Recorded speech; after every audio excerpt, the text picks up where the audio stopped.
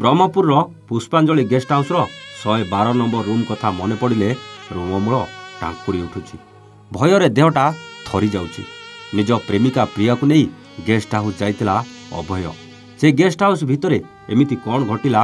ପ୍ରିୟାର ରକ୍ତ ଜୁଡ଼ୁବୁଡ଼ୁ ମୃତଦେହ ରୁମ୍ ଭିତରୁ ମିଳିଲା। ଆସନ୍ତୁ ଜାଣିବା ପୁରା କାହାଣୀ।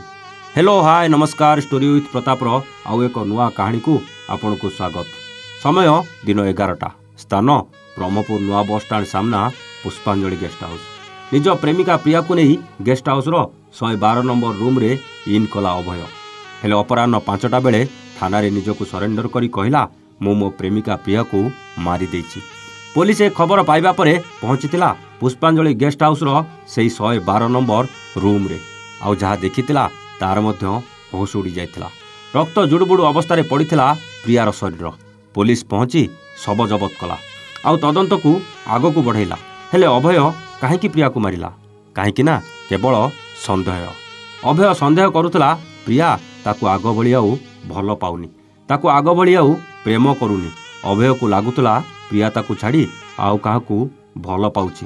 ଦର୍ଶକ ବନ୍ଧୁ, ଏ ପ୍ରେମ ଏମିତି ସେମିତି ପ୍ରେମ ନଥିଲା। ପ୍ରିୟା ଆଉ ଅଭୟ ଉଭୟଙ୍କୁ ଛୋଟବେଳୁ ଭଲ ପାଉଥିଲେ। ଗୋଟେ ସ୍କୁଲରେ ପଢ଼ୁଥିଲେ, ଗୋଟେ କଲେଜରେ ବି ପଢ଼ୁଥିଲେ। ଆଉ ଉଭୟଙ୍କୁ ଛାଡ଼ି ରହିବା ସମ୍ଭବ ନଥିଲା। ସମୟ ଅନୁସାରେ ଉଭୟ ବଡ଼ ହୋଇଥିଲେ। ଆଉ ଯେତେ ଯେତେ ବଡ଼ ହୋଇଥିଲେ ପ୍ରେମ ବି ସେତେ ବଢ଼ି ବଢ଼ି ଚାଲିଥିଲା। ଏ ଅମାନିଆ ପ୍ରେମଟା ଏତେ ଗଭୀର ହୋଇଯାଇଥିଲା ଯେ ପ୍ରିୟା ଯଦି ଅଭୟକୁ କୋଉଥିରେ ଟିକେ ବି ଉଣା କରିଦେଉଥିଲା ନା, ଅଭୟର ସନ୍ଦେହ ପ୍ରିୟା ଉପରେ ବଢ଼ି ଯାଉଥିଲା। ହେଲେ ଏତେ ଭଲ ପାଉଥିବା ପ୍ରେମିକାକୁ କାହିଁକି ସନ୍ଦେହ କରୁଥିଲା ଅଭୟ? କାହିଁକି ନା କିଛି ଦିନ ତଳେ ଅଭୟର ଚାକିରି ଚାଲିଯାଇଥିଲା ଆଉ ସେ ବେକାର ହୋଇଯାଇଥିଲା।